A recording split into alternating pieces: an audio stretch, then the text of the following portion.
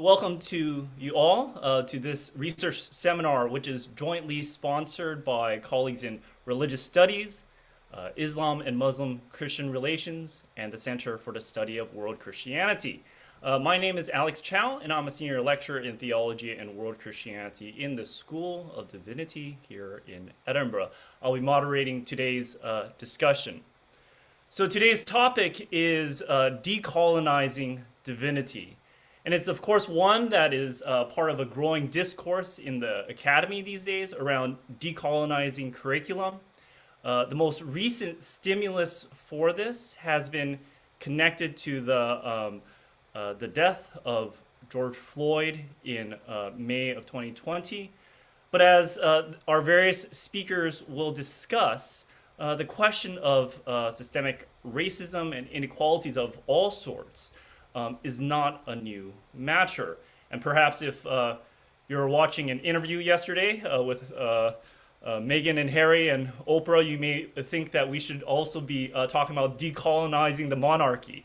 And in Scotland, that might be something that is hotly discussed, but that we will leave for a future discussion. In our time today, we will have three of my colleagues from the School of Divinity share their views on this topic of decolonizing the curriculum, or more specifically, decolonizing divinity. And following this, we'll have an open time for question and answer. So please do be thinking about questions to ask. I do ask that you keep your questions respectful, as this can be quite a sensitive topic to many in this forum. So without further delay, let me introduce our first speaker. Dr. Arkotong Longkumer is a senior lecturer in modern Asia, and it is through my many interactions with Arko that I've come to learn and appreciate all things related to Northeast India. Dr. Longkumer is an anthropologist by training, and his work engages in a number of topics related to indigenous religions and nationalism, and especially with respect to South and Southeast Asia. His latest book, which just came out at the end of 2020, early 2021, from Stanford University Press, is The Greater India Experiment, Hindutva and the Northeast. So over to you, Dr. Longkumer. Thank you for the introduction, Alex, and thank you for inviting me to this panel. Decolonizing divinity is such a big topic. I don't think I've got the courage to undertake that big project, but I think what I would like to share is a couple of instances, I guess, from my own research in how I think about the term decolonizing and what sort of uses that has, in my understanding, but also in my contribution to the broader debates about decolonizing teaching as well as research. And here I think I might say that it's important to also contextualize my own research kind of interest as well as my teaching interests.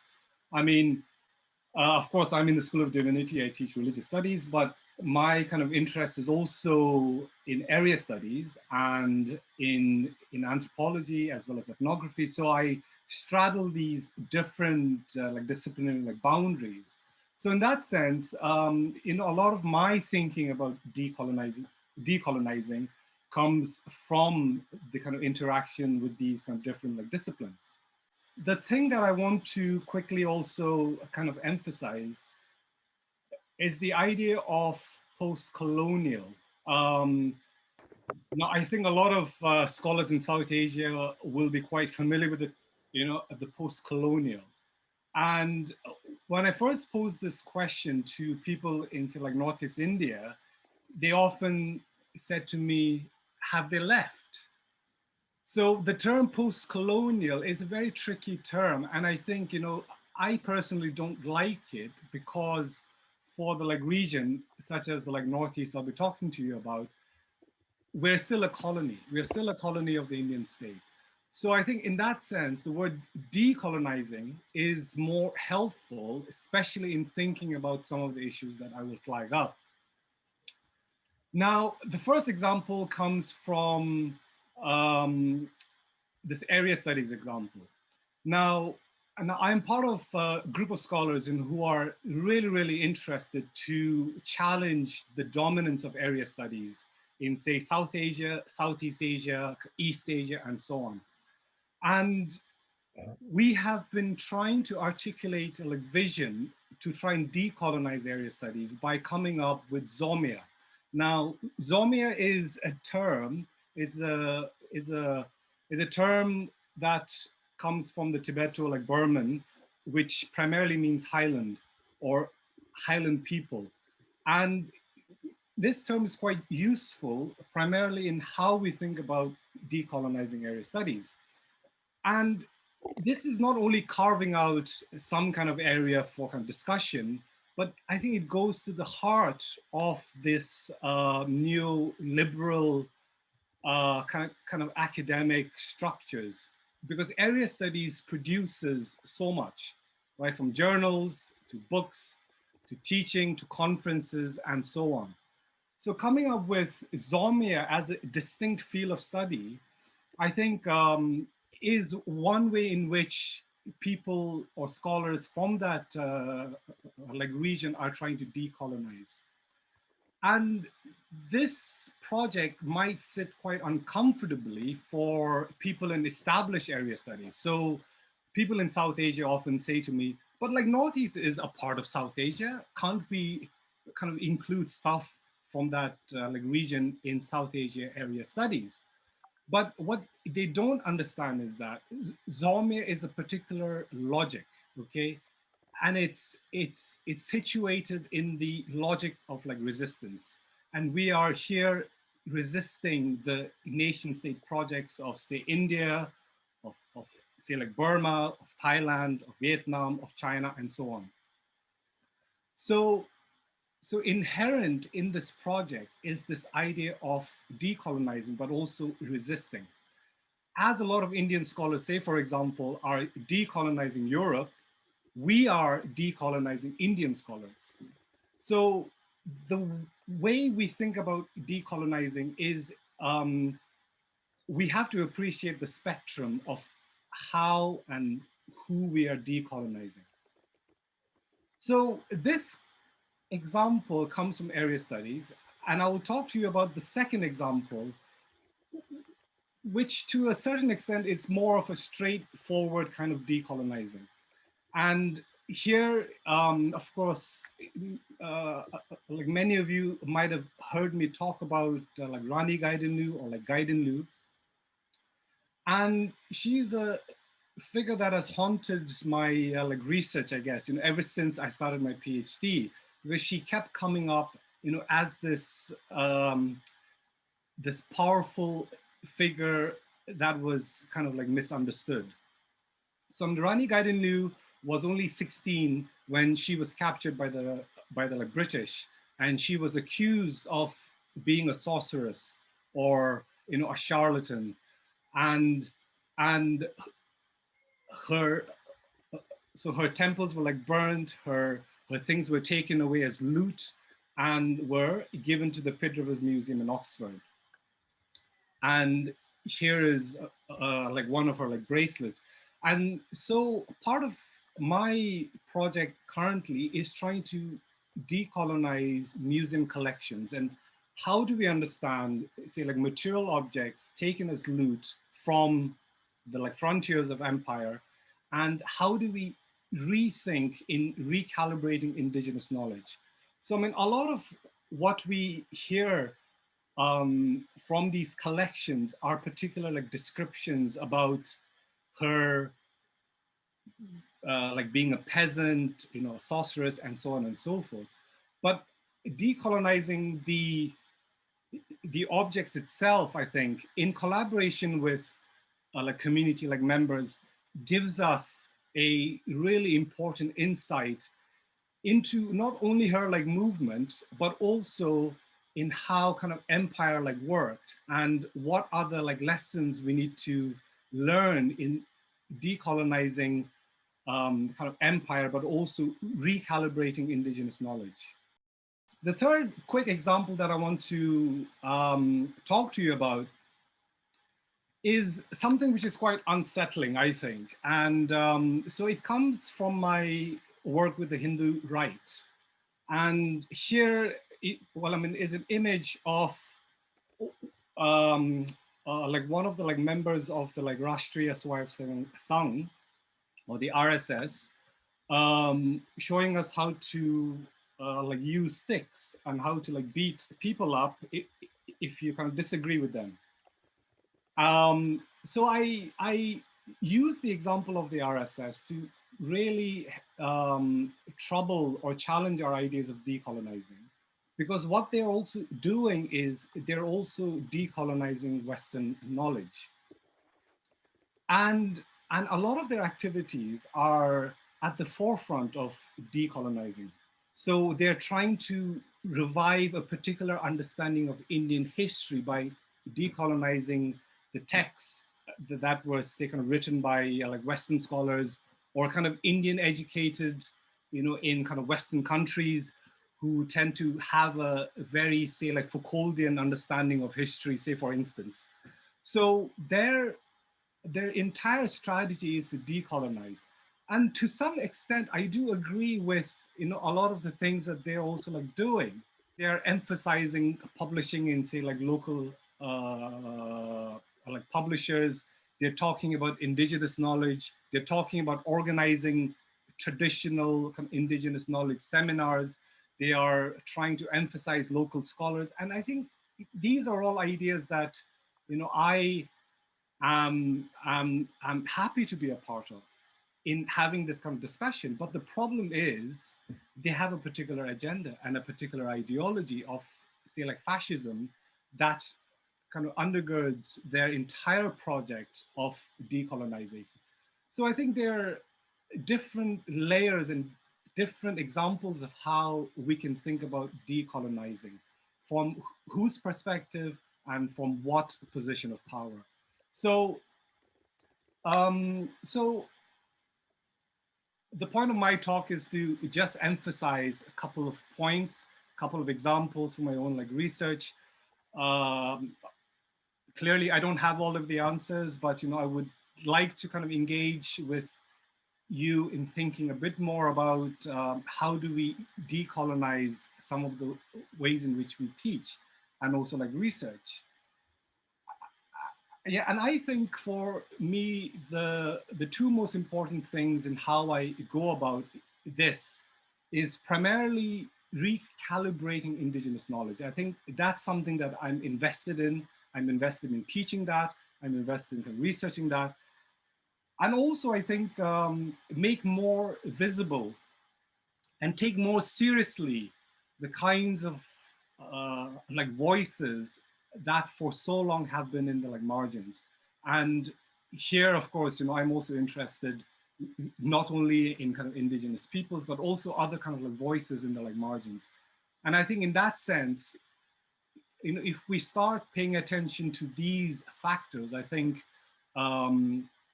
we are creating a pathway to really engaging with the complex and challenging topics of our times. So I'll just leave it at that. Thank you very much, Dr. Longkumer. I think this is a great way to start our conversation, in many ways highlighting the complexities of decolonization. That is not, I think in the Western Academy in particular, a lot of the focus is around particular racial discourses, but I think Dr. Longkumer's examples help to highlight a more multifaceted and more complex picture, and especially from his research. So very much appreciate that. Our next speaker is Dr. Emma Wildwood, who is a senior lecturer in African Christianity and African Indigenous Religions. She is an alumnus of the School of Divinity and taught for a number of years in DR Congo, Uganda, and Cambridge, before seeing the light and returning to her alma mater. In her many roles in the School of Divinity, she is also a co-director for the Center for the Study of World Christianity, a privilege that I share with her. And her latest book, which was published in 2020, is on the mission of Apollo Kibulaya. I cannot pronounce that name, I apologize. A major figure in Protestantism in Uganda in the 1920s, and maybe Emma can correct my pronunciation. Over to you, Emma. Alex, thank you very much, and thank you to you all for coming to this session. I'm going to take a slightly different tack from Dr. Longkumer and tell you a little bit about perhaps my journey in the School of Divinity and where I think that might lead us, and end with some questions. So when I first studied divinity at New College, I was taught within the Western tradition, largely as if that was all there was. There were cracks already appearing in that edifice, and certainly that edifice has changed over time. Feminist critiques, for example, appeared in most of the courses, and some church history taught to us by Andrew Ross was about Uganda, South Africa, the antebellum southern states of the US, Japan, and China. And during my time as an undergraduate, I also discovered the Centre for the Study of Christianity in the Non-Western World, as it was then called, and audited some of the classes and attended its conferences, and I was hooked.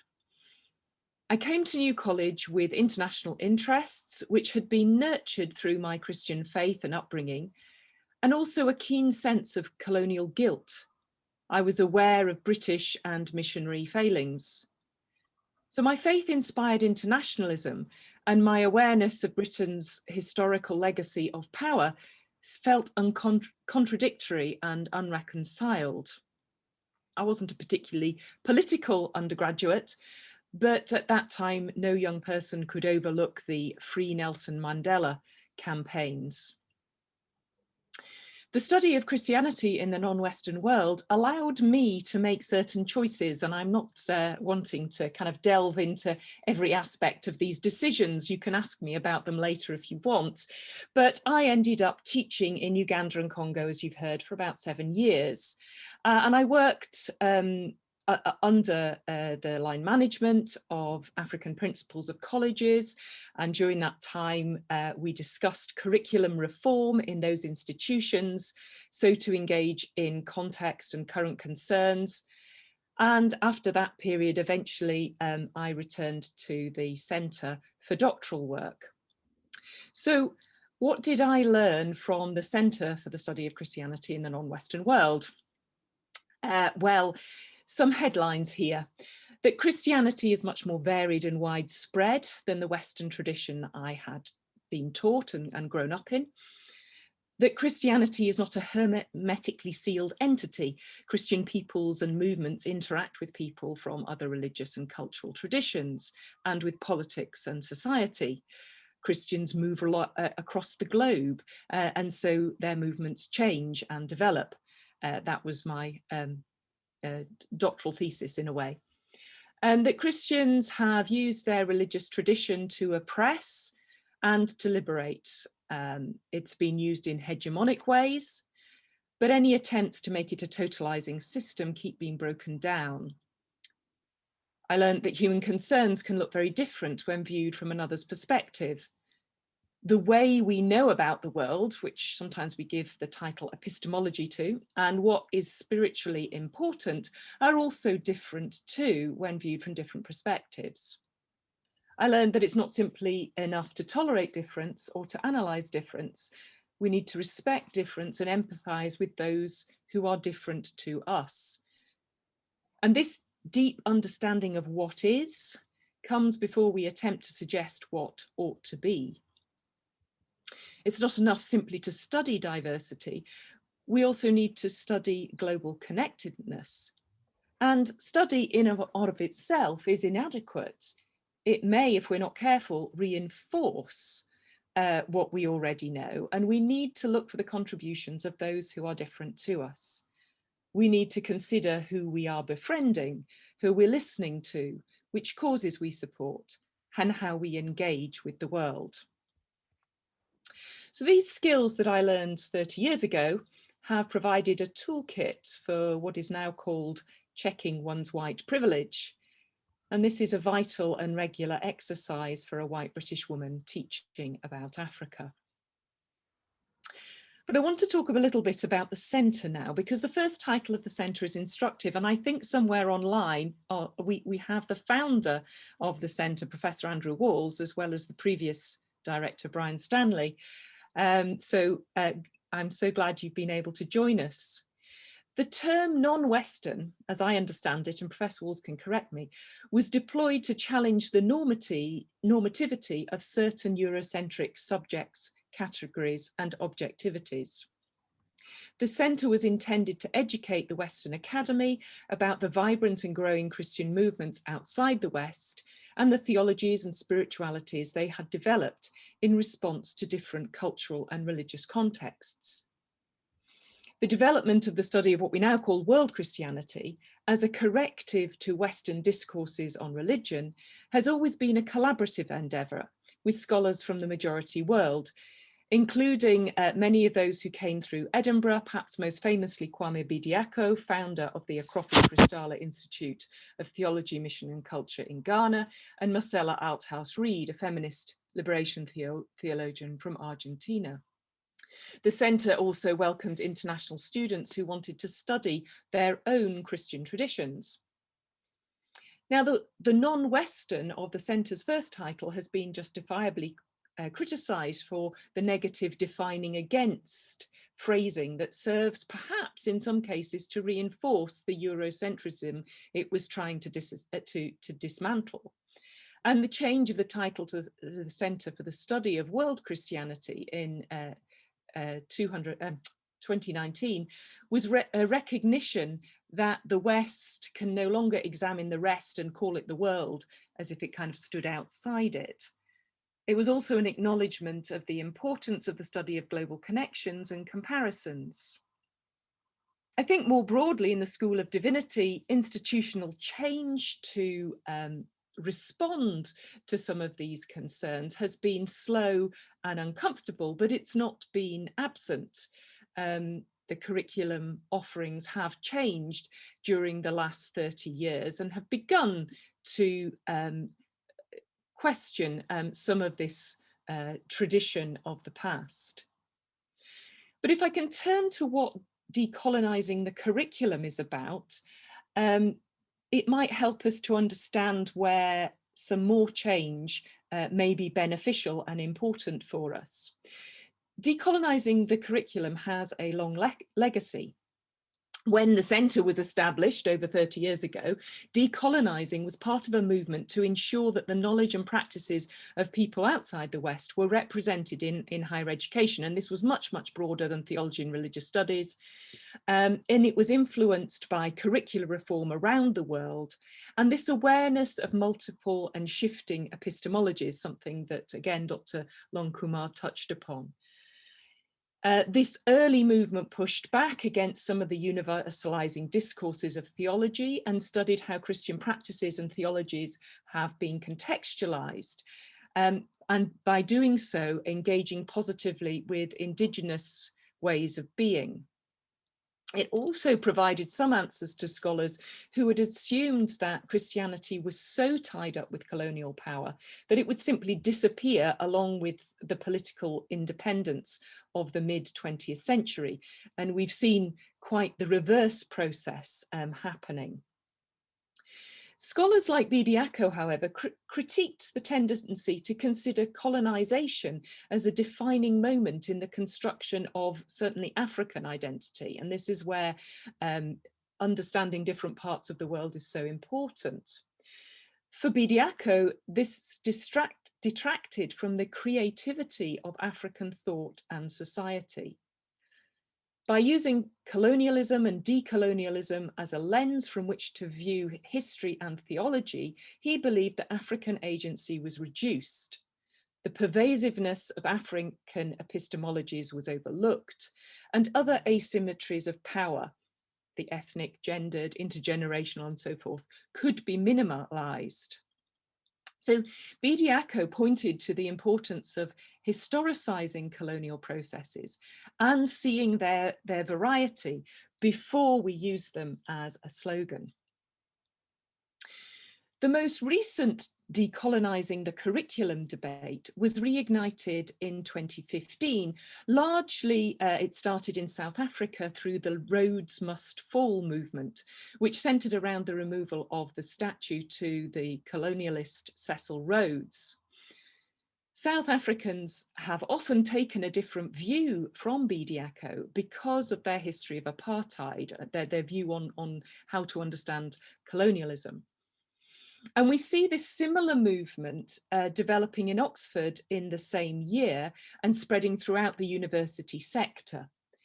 Historian Simukai Chigundu is its most prominent spokesperson, and a quick Google will find some interesting articles in The Guardian and so forth where you can hear what he is saying. He's also a historian of medicine, so he's also a lot talking about COVID very much at this time, so very worth reading. But this movement, this new movement of decolonizing the curriculum, focuses on a curriculum which is representative, accessible, and widens the knowledge base and narrative so that education does not continue to always privilege the stories and knowledge creation of a white, wealthy, heterosexual male elite, mainly male. And Black Lives Matter, which started up in 2013 in response to the killing of Black people by the police in the US, has also forced greater attention to racial inequalities of power and has shown up the politics behind curriculum privilege. So, what might we think about these things? Certainly, I applaud the challenges to academics that the Decolonizing the Curriculum has brought. All those questions about what do we know? How do we know it? What don't we know? And why? Who's teaching and why? These questions are uncomfortable, and they're properly uncomfortable. I also applaud a greater awareness to the attention of systems and cultures that are unequal, and an identification of exactly who has less power at any given moment and why.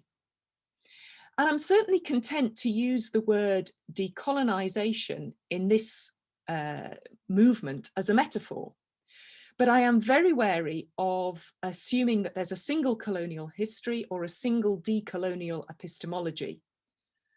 In the same way as I've attempted in my research and writing to show the historical agency of African peoples and movements in order to understand their stories, I want to remain attentive to the narratives and knowledge of others.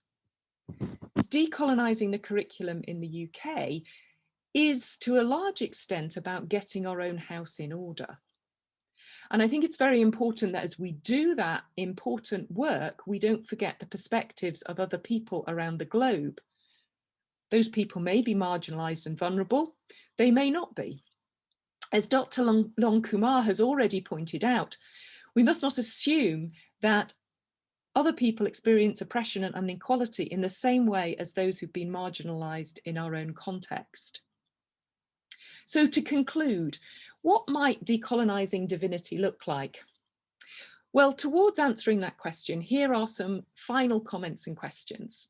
So for world Christianity, we need to think, are our studies extractive?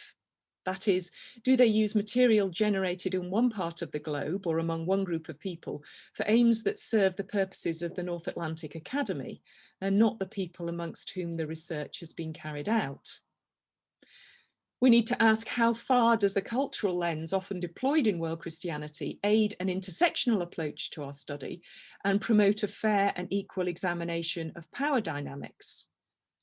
But on the other hand, does it prioritize some of those dynamics to the detriment of others and veil some of the most egregious power inequalities? And how seriously do we take this range of epistemologies in a Western setting? And this is a question that we could also think about in the School of Divinity.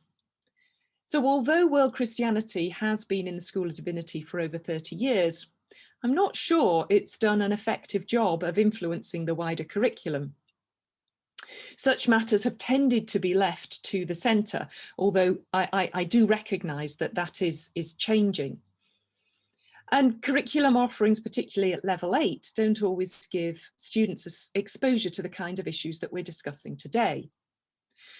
We also in the School of Divinity have far fewer students from the non-Western world than we did 20 or 30 years ago. Some of this is because they're better served in their own regions or countries than they were 30 years ago. And there's been a huge rise in tertiary education, and largely that's to be celebrated. But also our international fees make it impossible for many students or funders to come. And perhaps the way in which we study theology needs to be addressed as well. And finally, I think it's important to say that there are many mundane systems within the school and largely within the wider university. Decisions over funding priorities, international partners, accountability regimes that all require some form of decolonisation. And that is a much harder and more difficult task to undertake. Thank you. Thank you very much, Dr. Wildwood, for sharing that. I think in many ways you echo a lot of the points that Dr. Longkumer had raised, but also have brought a biographical dimension that textures what you have shared. So thank you very much for what you have shared with us. Let me introduce our next speaker. Dr. Shadab Rahemtulla is a lecturer in Islam and Christian-Muslim relations at the School of Divinity. His first book was published in 2017 by Oxford University Press, entitled Quran of the Oppressed, Liberation, Theology, and Gender Justice in Islam. And it explores how contemporary Muslim theologians have interpreted the Quran as a liberating scripture, speaking to their own lived realities of marginalization. His second book project, which is also under contract with OUP, seeks to reread the Quran in the light of Native American rights and indigenous struggles against settler colonialism. So, of course, much of his research is very connected to our topic today, and I turn the time over to him. All right, I want to start by thanking you all for coming, and to thank Alex for chairing, Arko for sharing the panel with me, and Emma for organizing this panel. In this short reflection, I'll be providing an Islamic perspective on decolonization. I'll be drawing on my own background as a scholar of modern Islamic thought, and I want to clarify from the get-go that this isn't a research paper. It's a short critical reflection designed to spur some discussion. When it comes to decolonization, I think it's critical to appreciate that Islam has a very different relationship to modern empire than Christianity. Modern European powers drew extensively on Christianity, Christian language, symbols, tropes, in order to legitimate their colonization projects in Africa, Asia, and the Americas. For instance, in what would become Latin America, this was a theology brought by conquistadors who portrayed the indigenous peoples as pagans and heathens in need of Christian saving.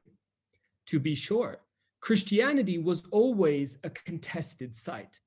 During the conquest of the Americas, you had dissident voices like the priest Bartolomé de las Casas, 1484 to 1566, who challenged the genocide of the Native Americans, and he challenged Spanish Empire in the name of the Christian faith. But Las Casas was a lone wolf from the margins.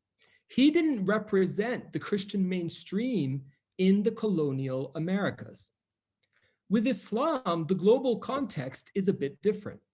While there were Islamic empires in the medieval and early modern period, over the past several centuries, Muslims have largely been on the receiving end of empire. They weren't the occupiers, but the occupied. And in this context of occupation, the language of Islam actually became a major vehicle for anti-colonial resistance and activism.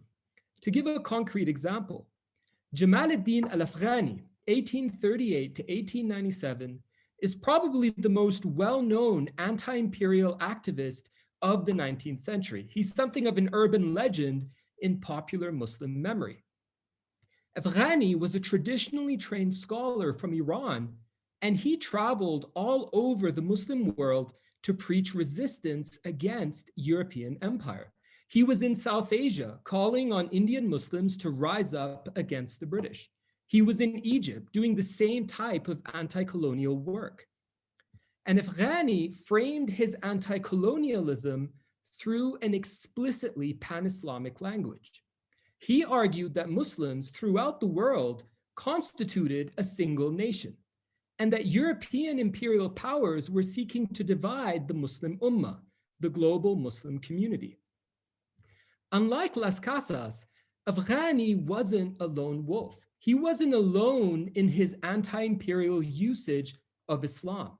In many ways, he was the Muslim norm.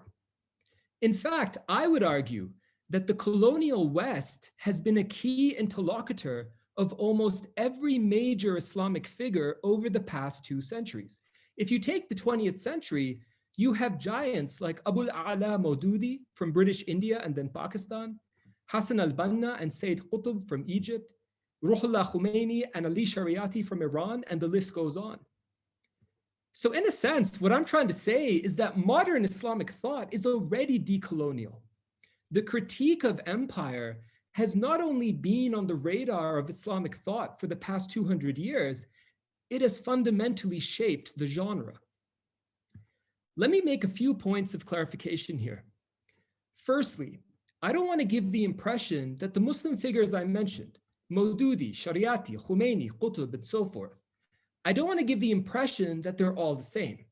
Each of them are very different in how they approach Islamization, the role of the state, modes of resistance, what is considered legitimate resistance, what isn't, the place of non-Muslims in a Muslim society, and so forth. I don't want to flatten out the specificities of their own theological positions, political projects, and national contexts. But what they all had in common was a fierce and unapologetic critique of empire. Secondly, I don't mean to imply that all Islamic thinkers were anti-colonial. There were figures that were all too comfortable cozying up to colonial governments and benefiting from their status quo. Every dominated community has its good share of compradors and native informants. But my point is that such pro-colonial Muslim thinkers didn't reflect the Muslim mainstream. They didn't have the big followings. It was the Muslim anti-colonialists that commanded the numbers. They're the ones who wielded mass respect. And this brings me to my third point of clarification. By underlining the centrality of anti-colonialism in modern Islamic thought, I'm not implying that the topic of decolonization isn't relevant. It's extremely relevant. But what I'm saying is that in a Muslim context, we need to raise different types of decolonial questions that can actually address the particularities of that context. As a Muslim theologian, I feel that some of the questions being raised in the decolonization movement are more relevant to Christianity than they are to Islam. For example, in a classroom context, we've been asked to integrate questions of empire and resistance into the curriculum. But in my context, that's somewhat redundant because that is basically the history of modern Islamic thought. As I stated earlier, the critique of empire is a driving theme in the genre. Another example is the diversity of reading lists. We've been asked to incorporate non-white thinkers and writers from the majority world. Again, that makes a lot of sense in the context of a Christian theology classroom, which is often dominated by European canons. But in a course on modern Islamic thought, most of the readings, especially the primary source readings, are going to be from people of color anyway. And since the vast majority of Muslims live in the majority world, a good chunk, if not the majority of the readings, will reflect that global geography. So this is what I mean when I say that in a Muslim context, we need to formulate different types of decolonial questions. I'd like to end this reflection by raising one such question. And my question has to do with intersectionality. To what extent has Muslim anti-colonialism made connections with other social struggles? To what extent has Muslim anti-colonialism made connections with other social struggles? And if it hasn't made those connections, why is that the case? And I'd like to engage this question in the light of women's rights and feminist struggle. If you look at the writings of some of the figures I mentioned earlier, Maududi, Khomeini, Banna, etc., these figures are squarely patriarchal in terms of gender and women's rights. They're acutely anti-colonial on the one hand, but on the other hand, they're also socially conservative. To put it another way, they didn't draw any critical connections between colonial privilege and male privilege. And that's a very generous, nice way to put it. They actually viewed women's rights as being antithetical to their own anti-colonial Islamic projects. Now, why is that the case? I think it's problematic to reduce this question to simply being about Islam as a religion, as if there's something essentially patriarchal about the Muslim faith. Don't get me wrong. Religious patriarchy is a part of the problem, and it's an important part. Islamic texts have historically been interpreted by men to the exclusion of women's voices, experiences, and problems. And Muslim feminists have sought to counter that androcentrism by reinterpreting the Quran in anti-patriarchal ways. That's actually my area of work, and I engaged Muslim feminism in the Women in Scripture panel yesterday. But there's also something else going on here, which I think is very salient to discussions of decolonization. Muslim anti-colonialists have been suspicious of women's rights because the West has constantly deployed the woman question as a Trojan horse. So supporting or opposing women's rights isn't just a theological position. Supporting or opposing is not just a theological position. It's a profoundly political one. To give a classic contemporary example, when I entered university in 2001, I remember listening to former First Lady Laura Bush talk about liberating Afghan women at precisely the same time as the US was carpet bombing the country.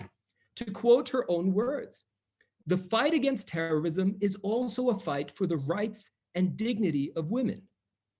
So the idea was that the US, through imperial intervention, was going to quote unquote save brown Muslim women from the evil clutches of brown Muslim men. And post-colonial feminist scholars like Chandra Mohanty, Gayatri Spivak, Leila Abu Lughad, and so forth have written extensively on colonial feminism. And it's important to note that this isn't just a contemporary imperial phenomenon. The West's usage of women's rights as a colonial weapon is a broader historical pattern in Muslim history. And I think the most compelling example of this is Lord Cromer. His real name was Sir Evelyn Baring. Cromer served as the highest colonial officer in British Egypt. His years in office were 1883 to 1907. Cromer drew extensively on the language of women's rights in order to legitimate Britain's presence in Egypt. And yet at the same time, in his own English homeland, he opposed the suffragette movement. He was against the women's vote. So this rift in Muslim contexts between anti-patriarchal work on the one hand and anti-colonial work on the other is not religious or theological. It is acutely political. Empire has successfully tainted gender egalitarian activism in Muslim contexts. And I believe decolonization should be about reclaiming women's rights as anti-colonial rights. Let me conclude by rehashing my main intervention. When it comes to modern Islamic thought, the decolonial challenge isn't so much about integrating empire into our thinking. Western empire has been a key interlocutor of modern Islamic thought for a very, very long time. Rather, the challenge is to broaden the scope of anti-colonialism to make it more inclusive of all members of the dominated society, but without playing into neo-colonial frameworks and agendas. Thank you. Thank you very much, Dr. Rahemtulla. I think your presentation very much highlights a particular dimension that, being in a school of divinity that has a long heritage in teaching Christianity, brings a lot of color to that conversation. And the examples you've brought, especially towards the end, I think resonate a lot in my own thinking as well.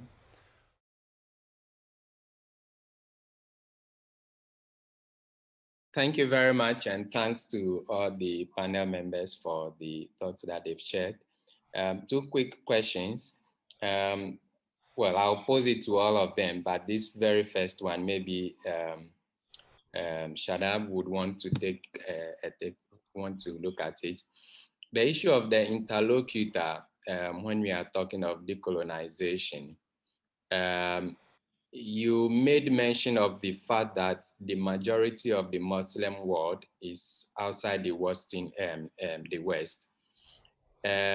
But here is the case where, from my own observation, there are a lot of things happening outside the West, but you don't hear the stories because the people outside the West are not telling their stories.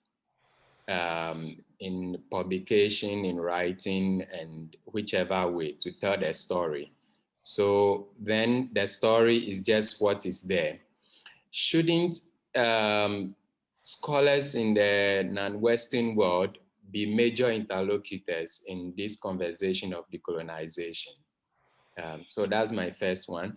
And the second one, maybe Emma might want to take a look at that. You've mentioned a number of things, implications for the decolonization. One thing I would want you to maybe have your thoughts on. What does it imply for methodology when it comes to postgraduate studies? Thank you, Manuel, for your question. Absolutely, and I think that stories are being told. I think the way domination works is it refuses to listen. Those who are on the margins are very loud, actually. I mean, I'm transmitting from Jordan. In the Middle East, no one has been quiet about questions of empire. They would say that, ideas are, books were written in Iraq, published in Lebanon, and read in Egypt, right? There was no issue. If you look at the Palestinian struggle, the voices that were out there, the dominated were never silent, but those who were in the center refused to listen. So I think it's very important that we don't create silence where it doesn't exist, because in a sense, it almost blames the victim. The problem is that we're not hearing, right? Because we choose to not hear, or we are selective in who we hear and who we don't hear. And I think the interlocutor question is very important, and that represents its shift in Islamic liberation theology.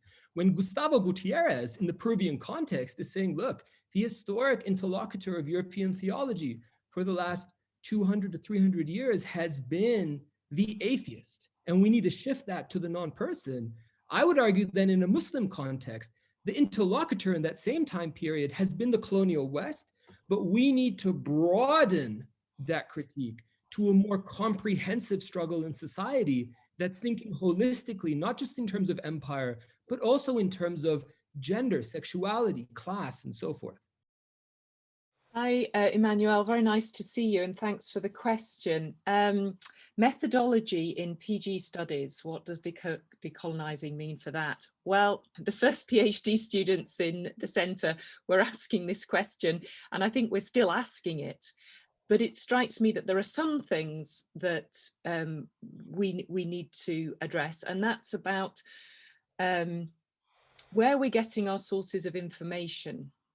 And it seems to me that we need to prioritize the voices of the particular study that we're doing, and it can be very different, whether it's a historical study, a contemporary study, whether it's largely theological, whether it's largely kind of social scientific.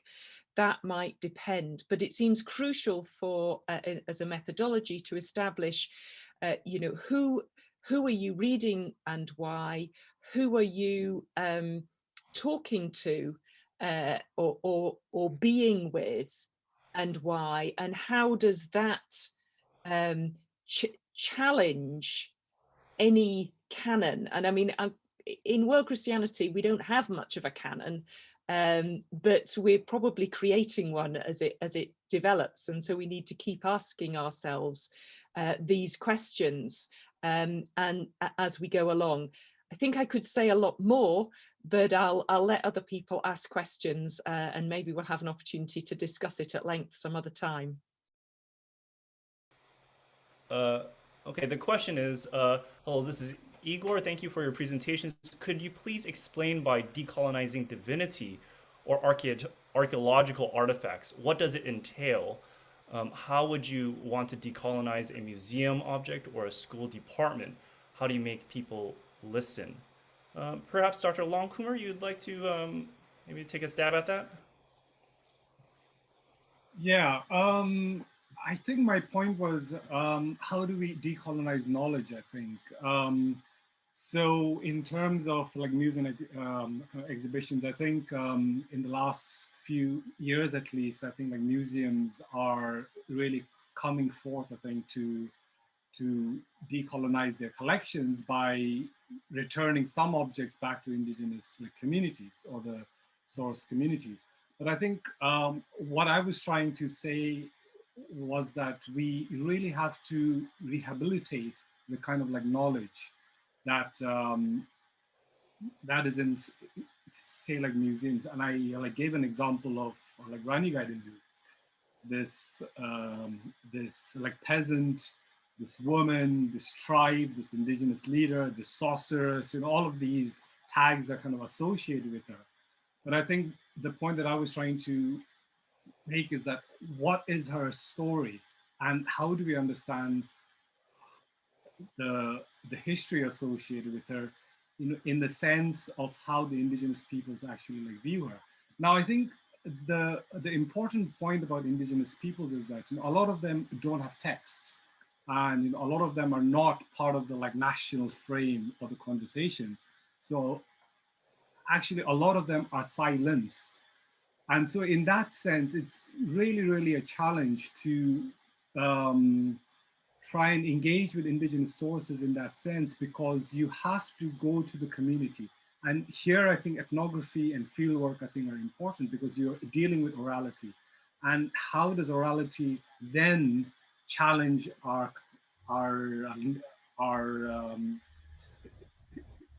say like normative ideas about kind of objects in like museum or like knowledge and so on. Thank you very much. I don't know if Dr. Wildwood would like to address that also, and perhaps from the perspective of archival materials and the sources of materials. I mean, one of the things that I deal with as a historian is the fact that a lot of the sources, the historical sources that have been written down precisely because of what Arko said about orality, are in some form or other colonial sources. They may be critiquing particular forms of historic colonialism, but they're written usually from a Western perspective. It's not always the case, but a lot of what the work that I do, it is the case. And so some people have called for a kind of an abandonment of those sources.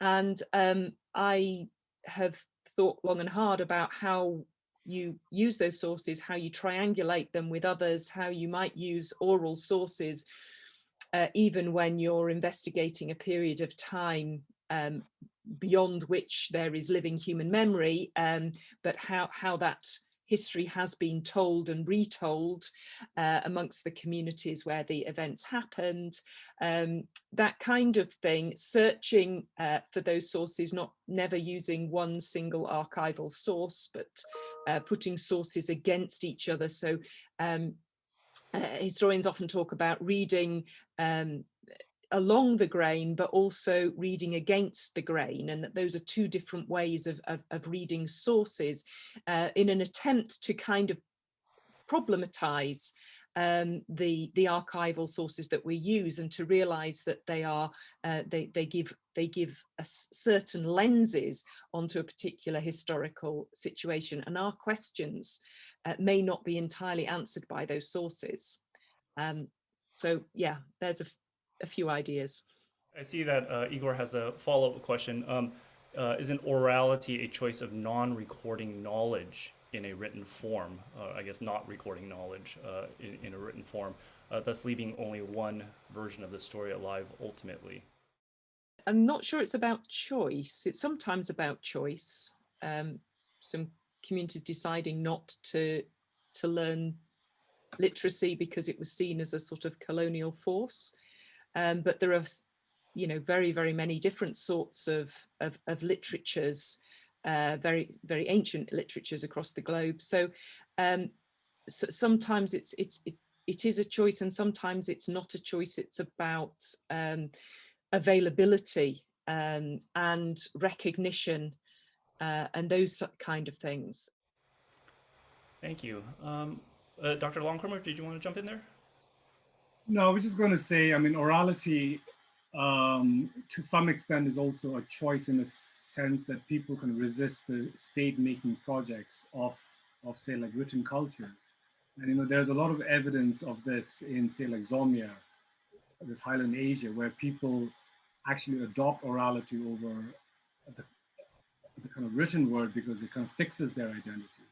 And I think the great thing about orality is that actually you get so many like versions of the story. So it's not only one kind of like version. I think, so in that sense, the kind of diversity of stories is available. And I think that is what makes orality such a like vibrant tool to like work with.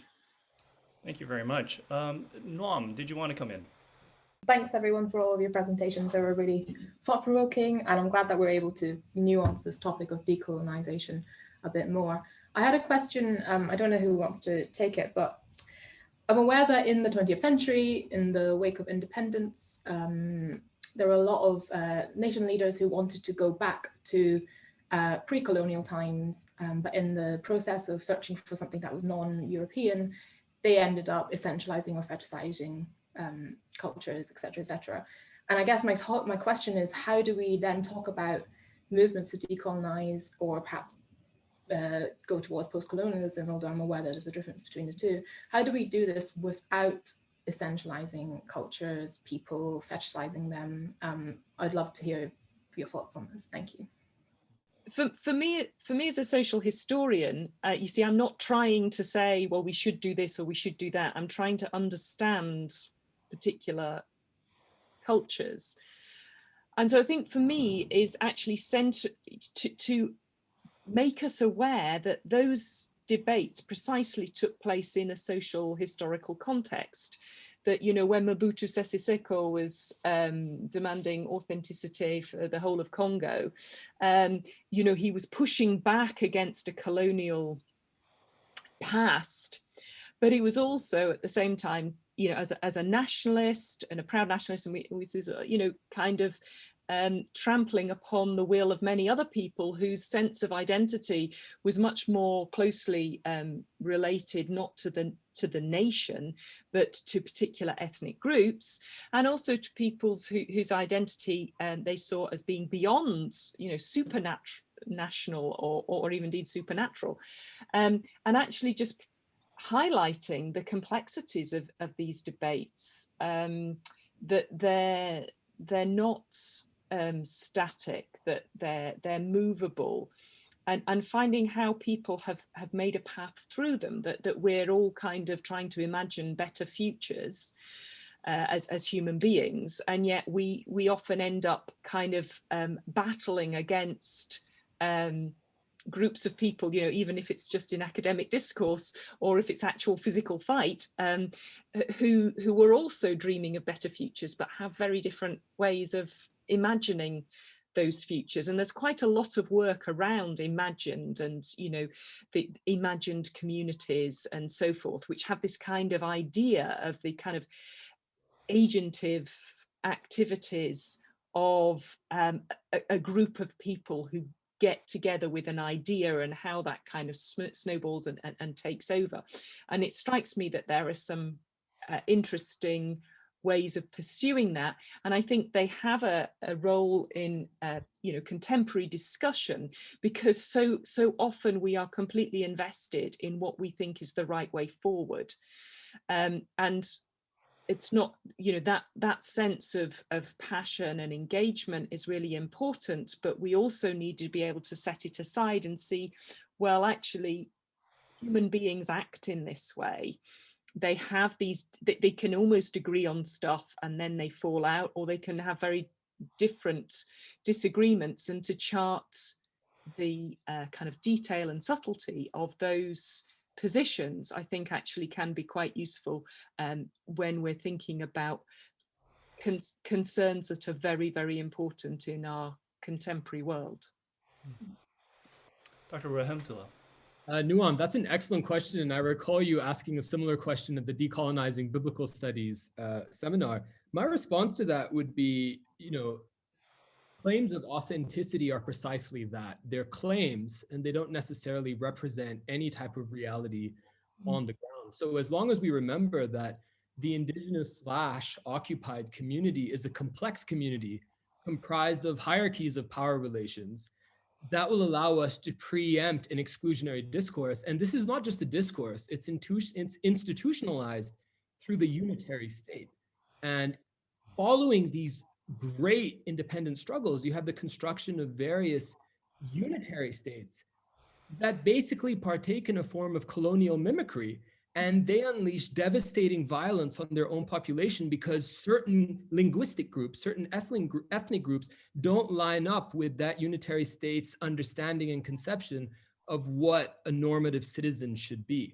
I think it's useful to think of one's community as a house. People are always going in and out of that house. There are always guests over the centuries, and hospitality is being given to those guests. There is always movement and hybridity and flow, but there's a fundamental difference between a guest in your house and someone who comes into your house and kicks you out of your house. And that is the colonial project. Thank you. I think we'll take two questions that are in the chat that I think are kind of related. One is by Victoria Turner, who asks what the place is or between post-colonization and decolonization, and understanding the post as emphasizing a rebuilding, and a decolonization emphasizing the undoing, and how do they work together. I think that question is similar to Emmanuel Osai's question, which is that decolonizing education means various things to different people, and how do we take that? What are the aspects of that conceptualization that maybe you disagree with?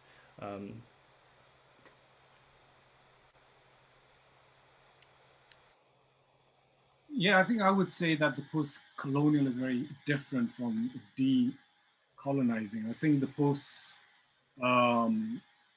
especially amongst a lot of the communities that I'm involved in, I think the term post is something that people don't talk about, because they are still a colony. And I think, but decolonization or decolonizing as a strategic way of rethinking, I think, like knowledge systems is what I'm trying to kind of get at. So it's so it could involve a process of undoing the systematic structures in place. So like my example of area studies, and how do we think about Zomia, this like Highland Asia, as an area in its own right, without being, say, like collapsed into, say, like South Asia or East Asia or Southeast Asia, is an important decolonizing project, because it is again threatening, and I say threatening quite carefully, threatening the systems in place, because it challenges the existing area studies. And of course, the implications of that, in teaching, in conferences, in publishing, and so on, can be quite huge. So I think it's undoing in a productive sense, because it is rehabilitating those voices that haven't been like heard. And of course, we're doing that in a very small way. But I mean, hopefully, one day, I can invite all of you to the first international Zomia conference? You know, a building up project is very important, and you know, we've had years and years of kind of deconstructing, and it is important that I think there's more to do there, to realize, to continue to see things from different perspectives and see how that you know, deconstructs your own perspective, your own assumptions. But there is an important part for building up, and how we might do that, and also who might do it. And again, I think that's an important question, and I'm kind of, I actually think I don't want to make any suggestions, because I think the who and the how are so important that you can jump over to find a kind of response without asking those first level questions about, well, what is it we're building back, and who are we building it with, and that kind of thing.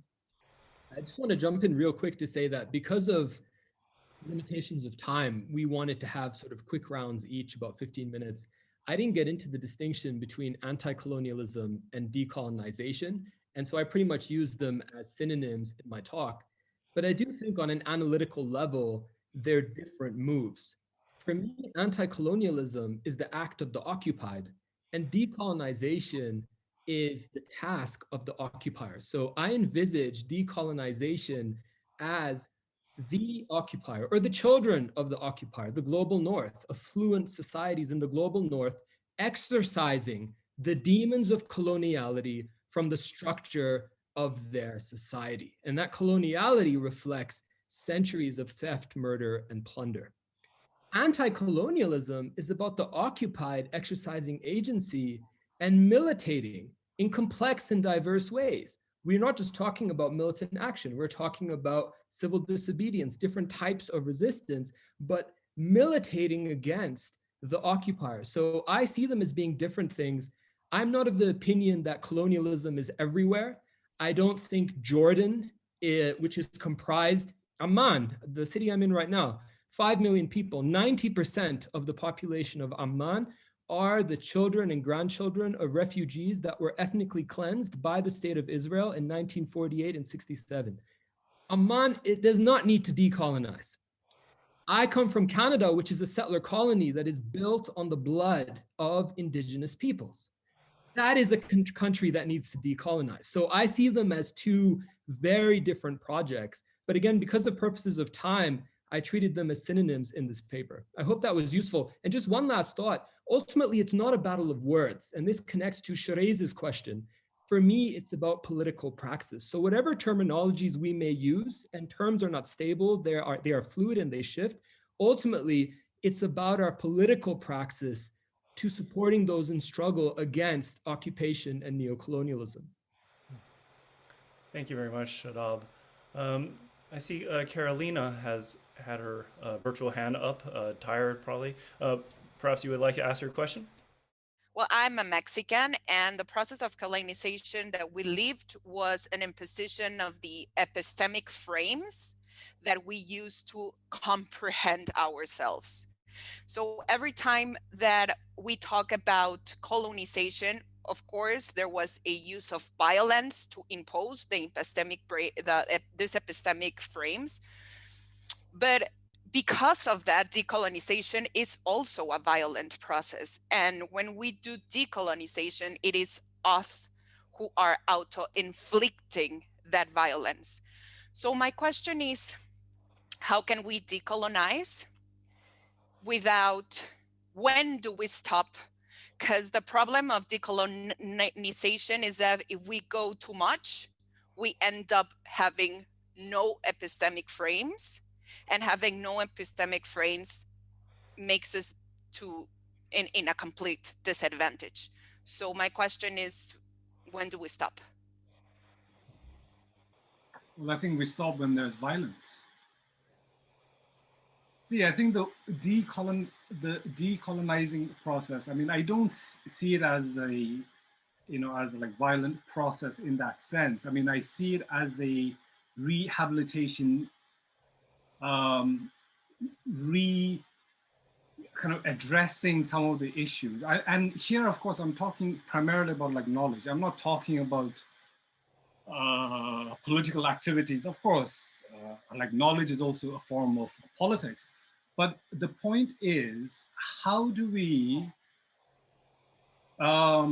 really revive the kind of knowledge which was in place, and because of colonization, that has been taken away and kind of represented in a very, say, like demeaning way. And the process of decolonizing for like, say, like me, is primarily about rehabilitating that form of like knowledge. So it's not kind of in the extreme sense of enacting like violence. I think that's again a very post-structural kind of idea that, you know, I don't think, you know, a lot of the indigenous peoples that I like work with are thinking about that. I think they're thinking about how do we express our humanity in a way that people kind of outside of our, say, context can take us seriously. And that is the serious engagement that I'm calling for. Thank you very much. I think we'll have time for maybe one last question from Agana. Thank you. I'd like to thank all the speakers again. Those were very fantastic presentations.